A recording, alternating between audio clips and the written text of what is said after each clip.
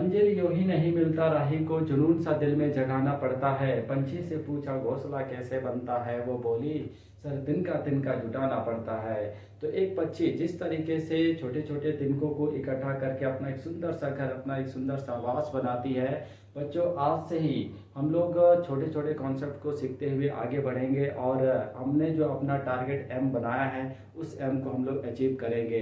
तो बच्चों, आज से हम लोग का क्लास 11 का जो क्लास है वो स्टार्ट हो चुका है और हम सभी लोगों को पता है कि क्लास 11 में टोटल 10 चैप्टर है, जिसमें वन बाय वन हम सारे चैप्टर को पढ़ेंगे। लेकिन हमारा जो फर्स्ट चैप्टर है वो है हमारा यूनिट एंड डायमेंशन। तो आज की इस वीडियो में हम लोग यूनिट एंड डायमेंशन टॉपिक को ही कवर करेंगे। लेकिन यहाँ पे हम लोग बेसिक चीज़ों को आज देखेंगे, उसके बाद वन बाय वन धीरे धीरे हम लोग आगे की ओर बढ़ेंगे। ठीक है, तो यूनिट एंड डायमेंशन चैप्टर की अगर हम लोग बात करें तो यूनिट एंड डायमेंशन चैप्टर जो है वो जेईई और नीट दोनों के दृष्टिकोण से काफ़ी इंपॉर्टेंट है। क्योंकि ये जो चैप्टर है, इस चैप्टर से हर साल जो है वो 2 और 3 क्वेश्चन जो पूछे जाते हैं। जैसे इस चैप्टर के अंदर कुछ इंपॉर्टेंट पॉइंट है, जैसे आपका पहला यूनिट हो गया, तो यूनिट से भी बहुत सारे क्वेश्चन आते हैं। फिर एरर आपका टॉपिक है, तो एरर टॉपिक्स के अंदर भी बहुत सारे क्वेश्चन जो हमेशा हर साल पूछे जाते हैं नीट वगैरह में। फिर आपका डायमेंशन है जो मोस्ट इंपॉर्टेंट पार्ट है, वहाँ से भी क्वेश्चन जो है हमेशा पूछे जाते हैं। ठीक है, तो इन सारे टॉपिक को हम लोग वन बाय वन कवर करेंगे। बट आज हम लोग बेसिकली कुछ छोटे छोटे जो कॉन्सेप्ट हैं उन कॉन्सेप्ट को देखेंगे और धीरे धीरे फिर हम लोग अपना आगे की ओर बढ़ते चले जाएंगे। तो चलिए हम लोग यूनिट एंड डायमेंशन की शुरुआत करते हैं, है ना। और सबसे पहले अगर हम लोग यूनिट एंड डायमेंशन के अंदर बात करें तो सबसे पहला जो वर्ड आता है वो वर्ड हमारा क्या है, फिजिकल क्वांटिटी। ठीक है, फर्स्ट वर्ड क्या है हमारा, फिजिकल क्वांटिटी। तो चलिए अब हम लोग बात करते हैं कि ये फिजिकल क्वांटिटी होता क्या है। ठीक है, लेकिन बच्चों आप सबों को पहले से फिजिकल क्वांटिटी के बारे में कुछ बेसिक नॉलेज है, क्योंकि आप लोगों ने क्लास 9 में मोशन चैप्टर पढ़ा हुआ है। ठीक है, और मोशन चैप्टर के अंदर हम लोग जो है फिजिकल क्वांटिटी की बात करते हैं। ठीक है, वहाँ पे स्पीड, डिस्टेंस, डिस्प्लेसमेंट, वेलोसिटी, ये सारे टर्म्स हैं। तो उन सबको एक्सप्रेस करने के लिए हम लोग वहाँ पे थोड़े बहुत फिजिकल क्वांटिटी की चर्चा करते हैं कि फिजिकल क्वांटिटी होते क्या है और उसके कितने टाइप्स हैं। ठीक है, तो आपको फिजिकल क्वांटिटी वर्ड कोई नया वर्ड नहीं है, ये आप लोग जो है पहले से इस वर्ड से परिचित हैं और उनके बारे में थोड़ा बहुत आप लोगों को ज्ञान है। ठीक है, लेकिन अगर हम लोग वन वर्ड में इस वर्ड को अगर डिफाइन करना चाहें तो कैसे डिफाइन करेंगे, तो फिजिकल क्वांटिटी का मतलब क्या होता है, मेजरेबल थिंग। ठीक है, फिजिकल क्वांटिटी का मतलब क्या है, मेजरेबल थिंग। अब ये मेजरेबल थिंग्स का मतलब क्या है, तो देखिए हमारे सराउंडिंग तो बहुत सारे थिंग्स हैं, है ना, बहुत सारे ऑब्जेक्ट हैं। तो उन सारे ऑब्जेक्ट को क्या कर सकते हैं, तो हम मेजर कर सकते हैं। और हमारे सराउंडिंग बहुत सारे ऐसे ऑब्जेक्ट हैं जिनको हम मेजर नहीं कर सकते हैं। ठीक है, तो जिन जिन चीज़ों को हम मेजर कर सकते हैं वो सारे के सारे क्या कहलाते हैं, मेजरेबल थिंग्स कहलाते हैं। जैसे यहाँ पे वर्ड भी है मेजरेबल, तो अगर हम जिन जिन चीज़ों को मेजर कर पाएंगे वो सारे के सारी चीज़ें क्या कहलाएंगी, फिजिकल क्वांटिटी कहलाएंगी। ठीक है, और जिनको हम लोग मेजर नहीं कर सकते उनको हम लोग क्या बोलते हैं, नॉन फिजिकल क्वांटिटी।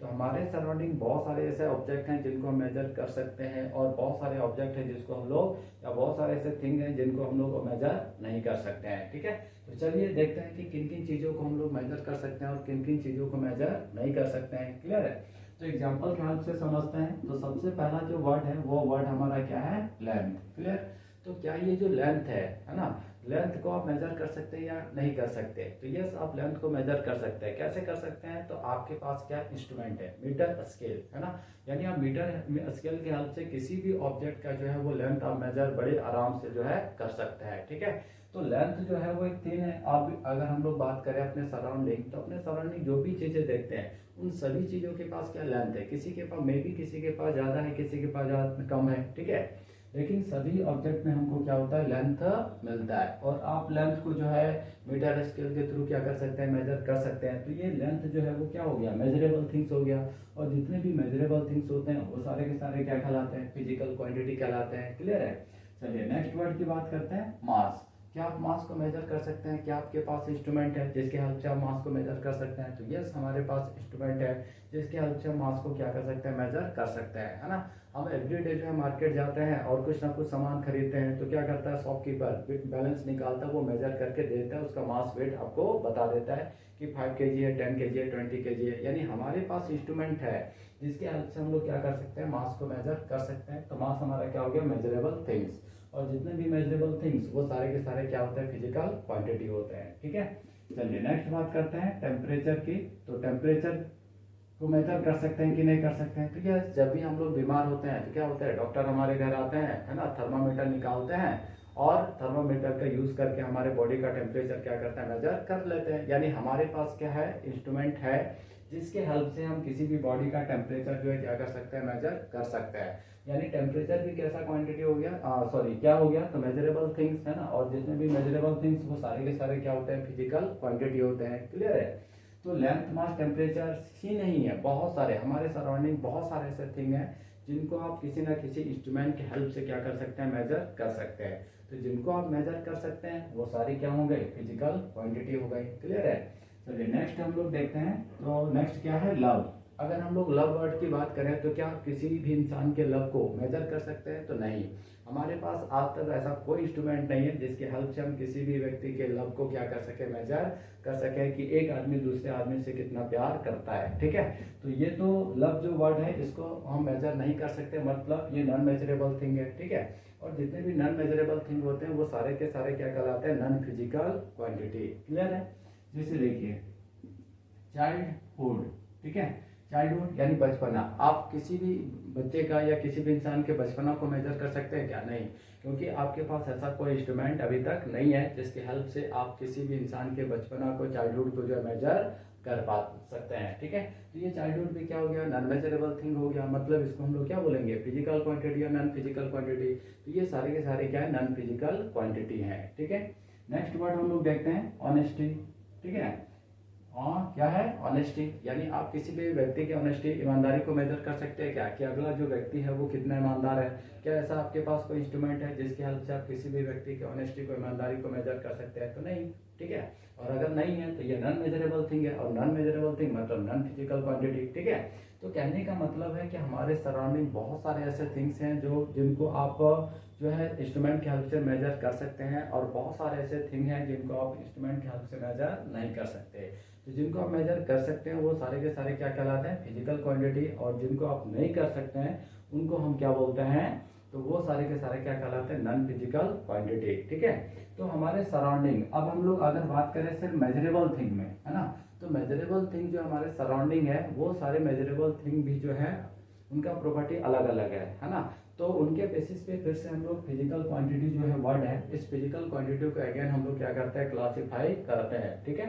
तो सिंपल, आई होप आप लोगों को समझ में आ गया होगा कि फिजिकल क्वांटिटी होता क्या है। तो मेजरेबल थिंग यानी जिन भी चीज़ों को आप क्या कर सकते हो, मेजर कर सकते हो। ठीक है? अब देखिए अगर हम लोग मास की बात करें, लेंथ की बात करें, टेम्परेचर की बात करें, तो क्या ये सिर्फ किसी एक ही ऑब्जेक्ट में पाया जाता है या बहुत सारे ऑब्जेक्ट में? तो हमारे नेचर में जितने भी ऑब्जेक्ट हैं उन सारे ऑब्जेक्ट का कुछ ना कुछ लेंथ होता है। मे बी किसी का ज़्यादा होता है, किसी का कम होता है, लेकिन सभी के पास क्या होता है, लेंथ होता है ना। मास, अगर हम मास की बात करें तो हर एक ऑब्जेक्ट के पास मास होता है, किसी का कम किसी का ज़्यादा।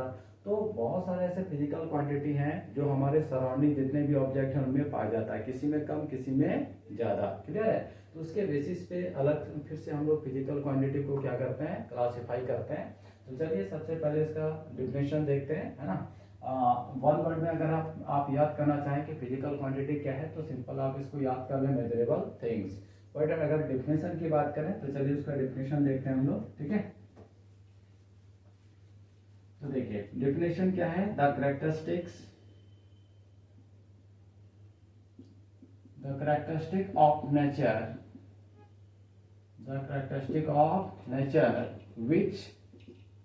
can which can be measured by an instrument and have some physical significance. ठीक है? तो फिजिकल क्वांटिटी का मतलब क्या हो गया, तो देखिए characteristic of nature, characteristic of nature का मतलब क्या हो गया, तो हम आप पेड़ पौधे जितनी भी चीजें हम अपने सराउंडिंग देख पाते हैं वो सारी की सारी चीजें क्या है, नेचर के कंपोनेंट है ना, नेचर का हिस्सा है। और उन सारी चीजों में जो हमें लेंथ दिखता है, मास दिखता है, उन सारी चीजों का अपना एक टेम्परेचर होता है। ठीक है? तो ये सारी चीजें जो है उनमें पाया जाता है, इसीलिए हम क्या बोल रहे हैं यहाँ पे, कैरेक्टरिस्टिक ऑफ नेचर। अब देखिए वो जो भी ऑब्जेक्ट्स में नेचर के जो भी कंपोनेंट है उनमें जो भी कैरेक्टरिस्टिक हमको दिख रहा है उन करेक्टरिस्टिक को हम क्या कर सकते हैं, can be measured by an instrument, उनको हम लोग इंस्ट्रूमेंट की हेल्प से मेजर कर सकते हैं, ठीक है। एंड नेक्स्ट आगे क्या बोल रहा है, एंड सम फिजिकल सिग्निफिकेंस, है ना, और उसका कुछ ना कुछ मीनिंग होता है। जैसे लेंथ है तो उसका भी अपना कुछ मतलब है, मास है तो उसका भी अपना कुछ मतलब है, टेम्परेचर है तो उसका भी अपना कुछ मीनिंग है, ठीक है। तो and have some physical significance, तो ये आपका क्या हो गया, फिजिकल क्वांटिटी का डिफिनेशन हो गया, ठीक है। अब हम लोग नेक्स्ट आगे बढ़ते हैं कि फिजिकल क्वांटिटी कितने टाइप्स के होते हैं। तो हम लोग क्या देखते हैं कि फिजिकल क्वांटिटी हमारे सराउंडिंग जो है वो कितने टाइप्स के होते हैं, 3 टाइप्स के। तो उन तीनों फिजिकल क्वांटिटी को हम लोग यहाँ पे क्या करेंगे, बात करेंगे, ठीक है। तो सबसे पहले आप इसको नोट डाउन कर लीजिए, फिर हम लोग टाइप्स ऑफ फिजिकल क्वांटिटीज पे बात करेंगे, ठीक है। चलिए, तो नेक्स्ट हम लोग देखते हैं types of physical quantity.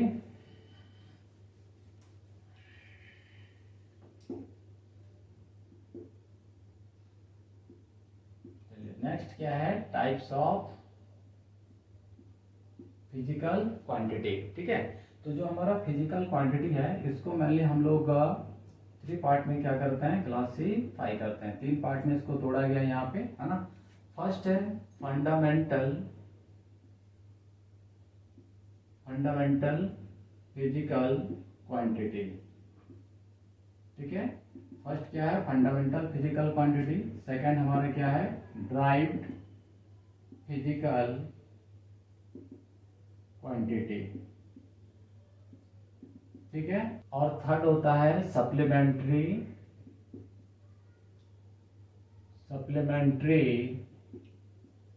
Fundamental physical quantity, ठीक है। तो फिजिकल क्वांटिटी को बेसिकली 3 पार्ट में डिवाइड किया गया है, fundamental physical quantity, derived physical quantity, और नेक्स्ट हमारा क्या है, सप्लीमेंट्री फंडामेंटल फिजिकल क्वांटिटी, ठीक है। तो 1 बाय 1 हम लोग इन तीनों को देखेंगे कि फंडामेंटल फिजिकल क्वांटिटी क्या होता है, ड्राइव्ड फिजिकल क्वांटिटी क्या होता है, और सप्लीमेंट्री फंडामेंटल फिजिकल क्वांटिटी क्या होता है, ठीक है। तो चलिए सबसे पहले हम लोग बात करते हैं फंडामेंटल फिजिकल क्वांटिटी, है ना, कि फंडामेंटल फिजिकल क्वांटिटी होता क्या है। तो फंडामेंटल फिजिकल क्वांटिटी वे क्वांटिटी होते हैं जिनका कोई सब्स्टिट्यूट नहीं होता है। सब्स्टिट्यूट नहीं होता है इसका मतलब क्या है, यानी उसको लिखने के लिए, उसको एक्सप्रेस करने के लिए हमें किसी अदर फिजिकल क्वांटिटी की जरूरत नहीं होती है ना। वैसे फिजिकल क्वांटिटी को हम लोग क्या बोलते हैं, फंडामेंटल फिजिकल क्वांटिटी, क्लियर है।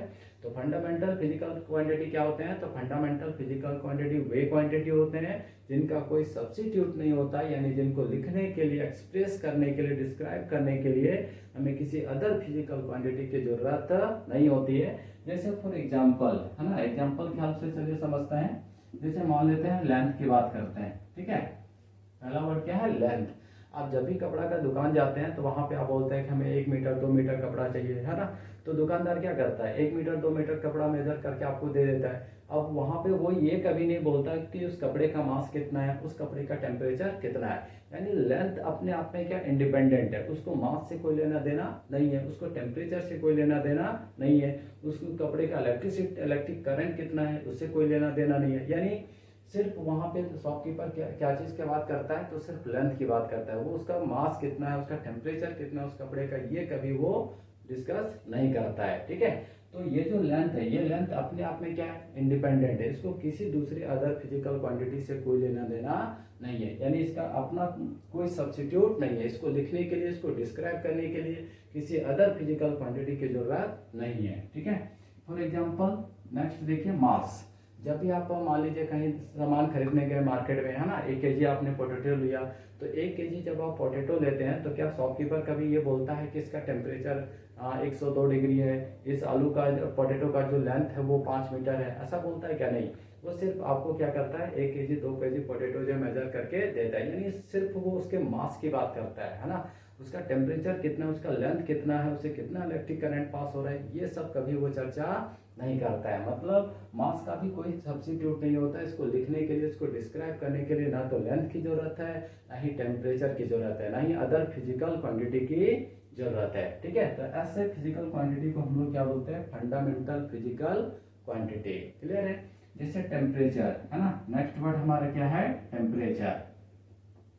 तो टेम्परेचर को देखिए, जब भी हम लोग बीमार होते हैं तो डॉक्टर जब हमारे घर आते हैं तो क्या करते हैं, थर्मोमीटर से टेम्परेचर मेजर करते हैं हमारे बॉडी का, और वो बता देते हैं कि 102 डिग्री बुखार है, ठीक है। कभी ये बोलते हैं क्या कि 102 डिग्री जो बुखार है उसका लेंथ इतना है, उसका मास इतना है? नहीं, वो सिर्फ क्या बोलते हैं कि हमारे बॉडी का जो टेम्परेचर, आपके बॉडी का जो टेम्परेचर है वो कितना है, 102 डिग्री, 103 डिग्री, ये बोलते हैं, है ना। वो कभी लेंथ की चर्चा नहीं करते, वहाँ पे उसका मास कितना है इस चीज़ की चर्चा नहीं करते। इसका मतलब क्या है कि टेम्परेचर का जो कोई सब्स्टिट्यूट नहीं होता है। इसको लिखने के लिए, इसको डिस्क्राइब करने के लिए हमें किसी अदर फिजिकल क्वांटिटी की जरूरत नहीं होती है, ठीक है। तो ऐसे क्वांटिटीज को हम लोग क्या बोलते हैं, फंडामेंटल फिजिकल क्वांटिटी। लेकिन अगर हम लोग वही फोर्स की बात करें, है ना, क्या किस चीज की बात कर रहे हैं, फोर्स, तो फोर्स का फॉर्मूला क्या हो जाता है, मास इनटू एक्सेलरेशन, ठीक है। F इक्वल टू क्या हो गया, m इनटू a। अगर हम लोग फोर्स को डिस्क्राइब करना चाहें तो फोर्स को डिस्क्राइब करने के लिए हमें क्या क्या चाहिए, मास चाहिए और एक्सेलरेशन चाहिए। लेकिन मान लेते हैं कि हम क्या किए, मास को यहाँ से निकाल लिए और मास को निकाल के अपने पैकेट में भर लिए। अब यहाँ पे बचा क्या, एक्सेलरेशन। तो क्या अब हम सिर्फ एक्सेलरेशन के हेल्प से फोर्स को डिस्क्राइब कर सकते हैं? नहीं कर सकते, क्लियर है। अगर हमें फोर्स को डिस्क्राइब करना है ना, एक्सप्रेस करना है, तो इसके लिए हमें दोनों चीजें चाहिए, मास भी चाहिए और एक्सेलरेशन। लेकिन हमने क्या किया, इसका मास को उठा के अपने पैकेट में भर लिया, छोड़ा क्या, सिर्फ एक्सेलरेशन। तो क्या लग रहा है कि हम फोर्स को डिस्क्राइब कर पाएंगे? नहीं कर पाएंगे। मान लिए मास को छोड़ दिए, एक्सेलरेशन को इस पर उठा के पैकेट में भर लिए, तो क्या हम फोर्स को एक्सप्रेस कर पाएंगे? नहीं कर पाएंगे। अगर हमें फोर्स को एक्सप्रेस करना है, हमें मास भी चाहिए और एक्सेलरेशन भी चाहिए। यानी कहने का मतलब है कि ये जो हमारा फोर्स है वो मास पे भी डिपेंड कर रहा है और एक्सेलरेशन पे भी डिपेंड कर रहा है। इन दोनों के बिना इसका जिंदगी जो क्या है, वीरान हो जाएगा, ठीक है। लेकिन लेंथ, मास, टेम्परेचर को डिस्क्राइब करने के लिए किसी अदर फिजिकल क्वांटिटी की जरूरत नहीं होती है, ठीक है। जैसे मान लेते हैं वर्क, है ना, एक हमारा क्या वर्क इक्वल टू क्या हो जाता है, फोर्स इनटू डिस्प्लेसमेंट, ठीक है। अगर आप वर्क को डिस्क्राइब करना चाहते हैं तो आपको क्या क्या चाहिए, फोर्स भी चाहिए और डिस्प्लेसमेंट। अगर मान लेते हैं यहाँ से हम फोर्स को उठा के अपना पैकेट में भर लें, तो क्या हम सिर्फ डिस्प्लेसमेंट से हम वर्क को डिफाइन कर सकते हैं, एक्सप्रेस कर सकते हैं? नहीं। अगर हमें वर्क को एक्सप्रेस करना है तो इसके लिए हमें फोर्स भी चाहिए और हमें डिस्प्लेसमेंट भी चाहिए। दोनों है तभी हम जो है वर्क को जो है एक्सप्रेस कर सकते हैं। तो ये जो हम जो देख रहे हैं, फोर्स और वर्क, ये दोनों क्या डिपेंडेंट है, ये दूसरे पे क्या कर रहे हैं, डिपेंड कर रहे हैं, है ना। बट ये जो हम तीन देख रहे हैं यहाँ पे, लेंथ, मास, टेम्परेचर, और भी बहुत सारे फिजिकल क्वांटिटी है, ठीक है। बट अभी एग्जांपल के तौर पे हम लोग कितना ले रहे हैं, तीन। तो ये तीन जो हम देख रहे हैं, ये तीन जो है वो किसी अदर पे डिपेंड नहीं कर रहे हैं। बट ये जो हमने दो देखा, फोर्स, वर्क, है ना, एनर्जी जो भी है, वो सारे के सारे जो है अदर फिजिकल क्वांटिटी पे क्या करते हैं, डिपेंड करते हैं। अगर उनको एक्सप्रेस करना है, लिखना है, तो उसके लिए उन्हें अदर फिजिकल क्वांटिटी का हेल्प लेना पड़ता है, ठीक है। तो अगर एक्सप्रेस करने के लिए किसी अदर का हेल्प अगर हम नहीं ले रहे हैं, है ना, तो वो सारे के सारे क्या कहलाते हैं, फंडामेंटल फिजिकल क्वांटिटी। बट अगर किसी भी फिजिकल क्वांटिटी को एक्सप्रेस करने के लिए अदर फिजिकल क्वांटिटी का अगर हम हेल्प ले रहे हैं, या वो फिजिकल क्वांटिटी किसी अदर फिजिकल क्वांटिटी पे डिपेंड कर रहा है, तो वो फिजिकल क्वांटिटी हमारा क्या कहलाता है, डायरेक्ट फिजिकल क्वांटिटी, क्लियर है। तो जो डिपेंडेंट है वो हमारा डायरेक्ट है, और जो इंडिपेंडेंट है वो हमारा क्या, फंडामेंटल फिजिकल क्वांटिटी है, क्लियर है। चलिए अब नेक्स्ट बात करते हैं हम लोग, सप्लीमेंट्री फंडामेंटल फिजिकल क्वांटिटी। अब देखिए यहाँ पे ऑलरेडी हमने एक वर्ड पढ़ा, फंडामेंटल फिजिकल क्वांटिटी, बट यहाँ पे हम क्या वर्ड पढ़ रहे हैं, सप्लीमेंट्री फंडामेंटल फिजिकल क्वांटिटी। अब इसका मीनिंग क्या है, ठीक है। तो देखिए यहाँ पे जो फंडामेंटल फिजिकल क्वांटिटी है, इसकी चर्चा कब की गई, तो 1971 में, ठीक है।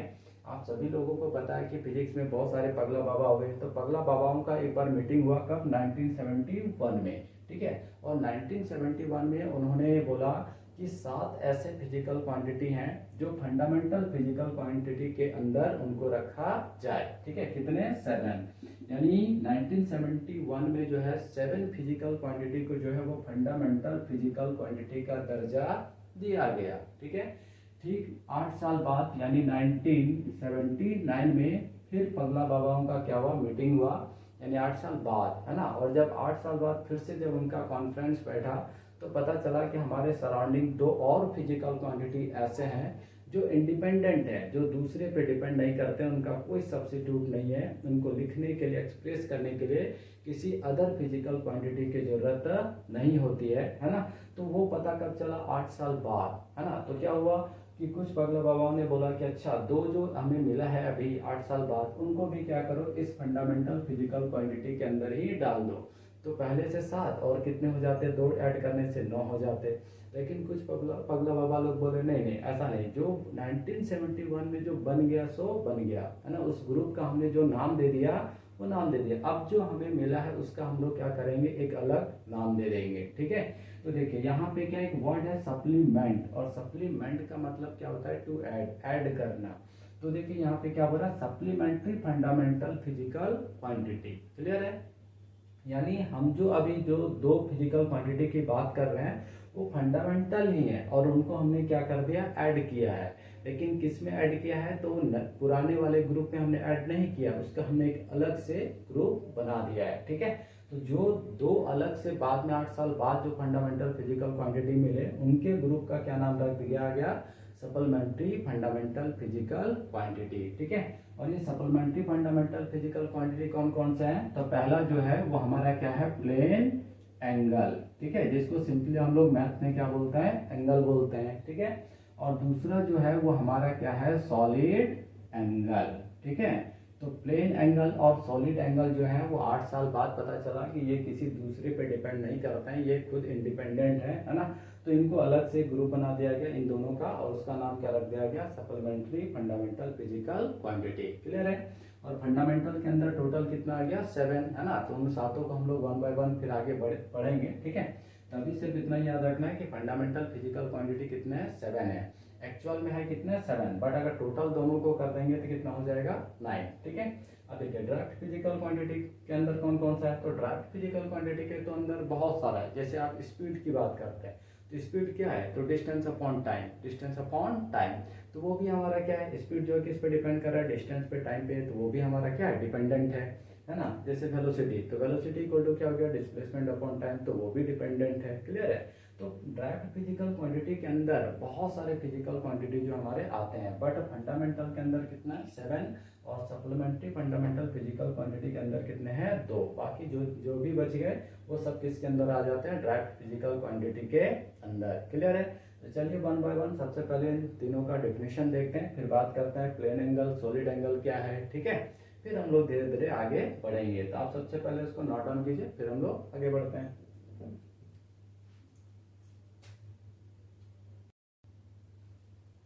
चलिए तो हम लोग फंडामेंटल फिजिकल क्वांटिटी के डेफिनेशन को देखते हैं। देखिए फंडामेंटल फिजिकल क्वांटिटी का मतलब क्या हो गया, the quantities which are independent of each other, है ना।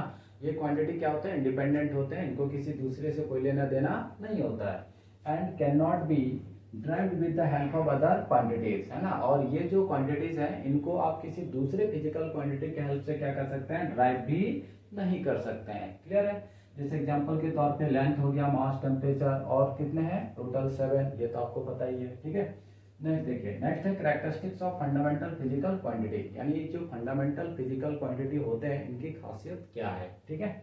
देखिए फर्स्ट है these are chosen, these are chosen, most important word है दीज आर चूजन, मतलब ये बहुत सारे हमारे सराउंडिंग तो बहुत सारे फिजिकल क्वांटिटी है, बट ये क्या सेलेक्टेड है ना, इनको चूज किया गया है। अब हजारों है, उनमें से कुछ को जो है चूज किया गया है और किसके अंदर डाला गया है, फंडामेंटल फिजिकल क्वांटिटी के अंदर। इसीलिए बोला गया these are chosen such that they are independent of each other, है ना। ये सेलेक्टेड है और ये क्या है, अपने आप में इंडिपेंडेंट है, क्लियर है। नेक्स्ट प्रॉपर्टी देखिए, ऑल अदर फिजिकल क्वांटिटी, यानी 7 को छोड़ के बाकी जितने भी फिजिकल क्वांटिटी हैं can be expressed in the term of fundamental physical quantity, ठीक है। तो ये 7 को छोड़ के आप बाकी जितने भी फिजिकल क्वांटिटी हैं अगर आप उनको एक्सप्रेस करना चाहते हैं तो उनको एक्सप्रेस करने के लिए आपको क्या करना पड़ेगा, तो फंडामेंटल फिजिकल क्वांटिटी का ही यूज करना पड़ेगा, ठीक है। चलिए यहाँ पे थोड़ा सा हम लोग एक छोटे से वर्ड जो हमारा लेंथ है इसको थोड़ा और आगे एक्सप्लेन कर देते हैं, ठीक है। देखिए ये जो लेंथ है ना, लेंथ को ही आगे जाके हम लोग क्या बोलते हैं, ब्रेथ बोलते हैं, ठीक है, विड्थ बोलते हैं, हाइट बोलते हैं, डिस्टेंस बोलते हैं, डिस्प्लेसमेंट। यानी कहने का मतलब है ये जो लेंथ वर्ड है ना सबका बाप है, ठीक है। ये लेंथ जो वर्ड है ये सबका क्या है, बाप है। इसी को आगे जाके हम लोग क्या बोलते हैं, डिस्टेंस, है ना। कहीं पे बोलते हैं हाइट, कहीं पे बोलते हैं विड्थ, कहीं पे डिस्टेंस, कहीं पे डिस्प्लेसमेंट। लेकिन बेसिक वर्ड कौन है, तो बेसिक वर्ड हमारा कौन है, लेंथ है, क्लियर है। तो ये हुआ आपका फंडामेंटल फिजिकल क्वांटिटी का डेफिनेशन। नेक्स्ट हम लोग देखते हैं ड्राइव्ड और सप्लीमेंट्री पे बात करते हैं, ठीक है। तो आप सबसे पहले इसको नोट डाउन कीजिए, फिर आगे बढ़ते हैं।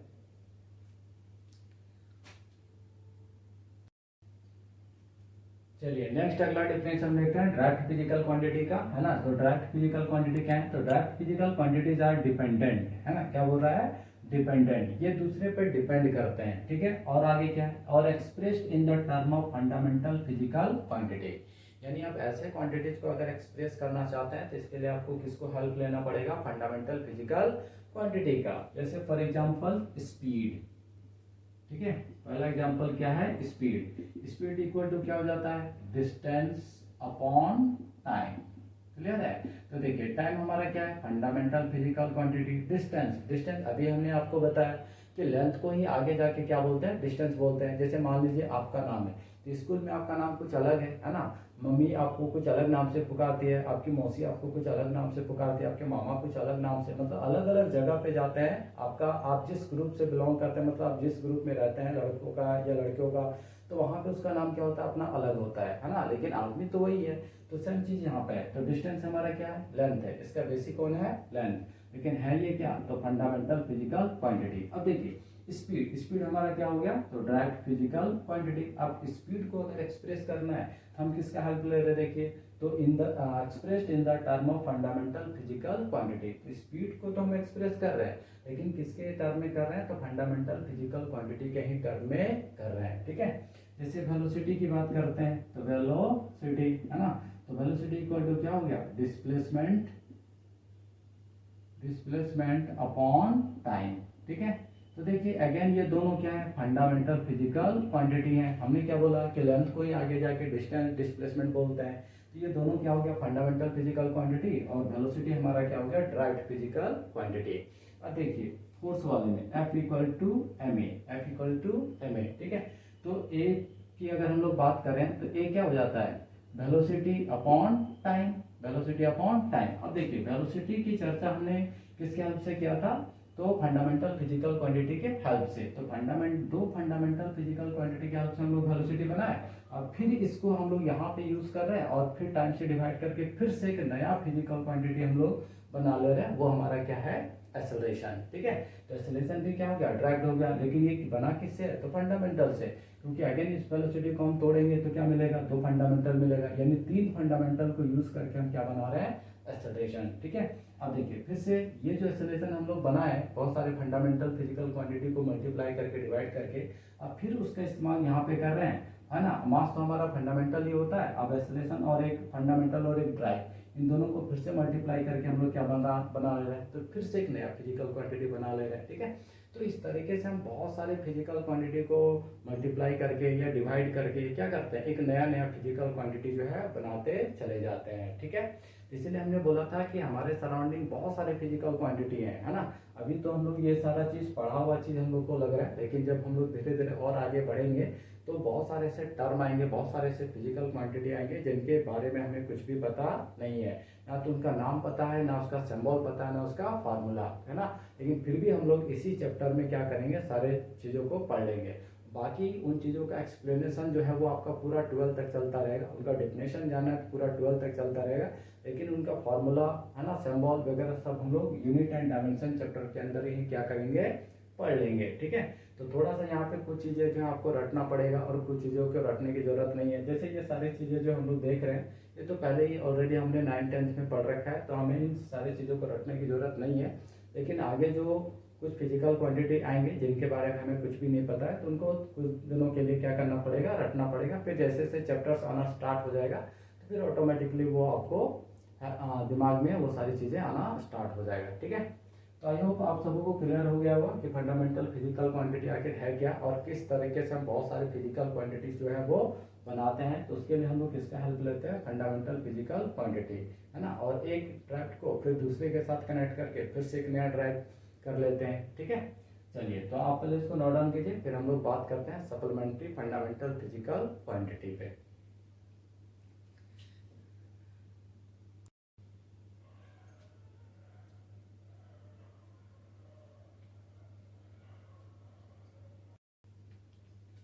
चलिए तो अब हम लोग आगे बात करते हैं सप्लीमेंट्री फंडामेंटल फिजिकल क्वांटिटी। तो हम लोगों ने देख लिया सप्लीमेंट्री फंडामेंटल फिजिकल क्वांटिटी क्या है, तो ये भी इंडिपेंडेंट होते हैं, ठीक है। और इसको सप्लीमेंट्री इसलिए नाम दिया गया है क्योंकि इनको बाद में ऐड किया गया है, क्लियर है। अब दो सप्लीमेंट्री फंडामेंटल फिजिकल क्वांटिटी है, फर्स्ट हमारा प्लेन एंगल और दूसरा हमारा क्या है, सॉलिड एंगल। तो चलिए समझते हैं कि आखिर प्लेन एंगल होता क्या है, सॉलिड एंगल होता क्या है, ठीक है। तो देखिए प्लेन एंगल का मतलब क्या है, मान लेते हैं कोई एक पॉइंट है ना, और इस पॉइंट से क्या हो रहा है, दो रेज जो है वो स्प्रेड आउट हो रहा है, मतलब स्प्रेड हो रहा है, बाहर की तरफ जा रहे हैं, है ना, फ्रॉम अ पॉइंट, कोई सिंगल पॉइंट, और इस पॉइंट से क्या हो रहा है, दो रेज जो है बाहर की तरफ स्प्रेड कर रहा है ना। तो इनके बीच जो एंगल यहाँ पे फॉर्म हो रहा है, ये मान ले रहे हैं इसको हम लोग थीटा, है ना। तो ये जो थीटा है ना, इसी थीटा को हम लोग क्या बोलते हैं, प्लेन एंगल। सिंपली हम लोग मैथमेटिक्स में एंगल के नाम से इसको जानते हैं, है ना। अब देखिए प्लेन एंगल है क्या, तो एंगल, है ना, एंगल सबटेंडेड या angle formed by two lines at a point, ठीक है। तो किसी भी पॉइंट पे दो लाइन के द्वारा जो एंगल फॉर्म्ड होता है ना, फॉर्म होता है, उसी एंगल को हम लोग क्या बोलते हैं, प्लेन एंगल बोलते हैं। क्लियर है। अब ये सॉलिड एंगल क्या होता है ना, तो सॉलिड एंगल मान ले रहे हैं कोई एक सरफेस हम लोग ले रहे हैं, कुछ इस तरीके का एक सरफेस है, ठीक है, और इसके जो चारों कॉर्नर है, उन चारों कॉर्नर को हम लोग क्या कर रहे हैं, एक ही पॉइंट पे लाके मीट करा दे रहे हैं, ठीक है, यानी मीट एट अ पॉइंट। तो देखिए यहाँ पे जो ये एंगल बन रहा है ना, यही एंगल हमारा क्या है, सॉलिड एंगल है। फॉर एग्जाम्पल के तौर पे आप लोग समझ सकते हैं, है ना, जैसे आप लोगों का उम्र अगर 15 साल है तो आप 30 बार जो है अपना हैप्पी बर्थडे टू ही मनाए होंगे, तो आप लोग उस समय क्या करते हैं, कैप पहनते हैं, कैप पहनते हैं ना, कुछ इस तरीके का कैप होता है आपका, ठीक है, ये आपका क्या हो गया, हैप्पी बर्थडे टू वाला कैप हो गया। तो देखिए यहाँ पे जो ये एंगल बन रहा है ना, यही एंगल हमारा क्या है, सॉलिड एंगल है। क्लियर है। तो ये जो हमारा सरफेस है, इस सरफेस के चारों कॉर्नर से हम लोग जो एंगल के एक ही पॉइंट पे मिला रहे हैं, तो वहां पे जो एंगल आपका बन रहा है, उसी एंगल का नाम क्या, सॉलिड एंगल, ठीक है। यानी इसके डेफिनेशन की अगर बात करें तो एंगल फॉर्म्ड बाय सरफेस, ठीक है, एट अ पॉइंट, किसी भी पॉइंट पे सरफेस के कारण जो एंगल बन रहा है, उस एंगल को हम लोग क्या बोलते हैं, सॉलिड एंगल। और लाइन के वजह से जो एंगल बनता है किसी भी पॉइंट पे, तो उसको हम लोग क्या बोलते हैं, प्लेन एंगल, ठीक है। तो आई होप आप सबों को सप्लीमेंट्री फंडामेंटल फिजिकल क्वांटिटी भी समझ में आ गया होगा, और ये प्लेन एंगल क्या होता है, सॉलिड एंगल क्या होता है, ठीक है। अभी एक्चुअली ये सॉलिड एंगल का केस जो है ना, ये हमारे सिलेबस में नहीं है, सिलेबस से इसको अभी हटा दिया गया बहुत पहले ही। पहले ये सॉलिड एंगल वाला टर्म भी क्या होता था, पढ़ना पड़ता था, ठीक है। तो अब हम लोग बात करेंगे कि जो हमारा फंडामेंटल फिजिकल क्वांटिटी है, जो कितने होते हैं, 7 है, तो उन सातों फंडामेंटल फिजिकल क्वांटिटी को हम लोग देखेंगे, उनका यूनिट क्या होता है, उसको हम लोग कैसे रिप्रेजेंट करते हैं ना। उसके बाद फिर हम लोग सप्लीमेंट्री को भी देखेंगे कि सप्लीमेंट्री का यूनिट क्या होता है, और इसको हम लोग रिप्रेजेंट कैसे करते हैं, या फिर इसको यहीं पे हम लोग देख लेते हैं, ठीक है। तो प्लेन एंगल का जो यूनिट होगा, है ना, यूनिट क्या है इसमें, रेडियन है, ठीक है। इसका यूनिट क्या है, रेडियन, RAD से इसको हम लोग रिप्रेजेंट करते हैं। और अगर इसके यूनिट की बात करें, है ना, तो इसका यूनिट क्या है, स्टेरेडियन, ठीक है। दोनों का यूनिट यहाँ पे क्लियर हो गया। प्लेन एंगल का आपका यूनिट क्या हो गया, रेडियन, और सॉलिड एंगल का यूनिट क्या हो गया, स्टेरेडियन। तो नेक्स्ट अब हम लोग देखते हैं कि हमारा जो 7 फंडामेंटल फिजिकल क्वांटिटी है, उसके यूनिट क्या होते हैं, है ना, उसको हम लोग कैसे रिप्रेजेंट करते हैं, यानी उसका नोटेशन वगैरह क्या है, डायमेंशन क्या है, ठीक है। तो 1 बाय 1 हम लोग उसको भी देखेंगे। तो आप पहले इसको नोट डाउन कीजिए, फिर हम लोग नेक्स्ट आगे बढ़ते हैं।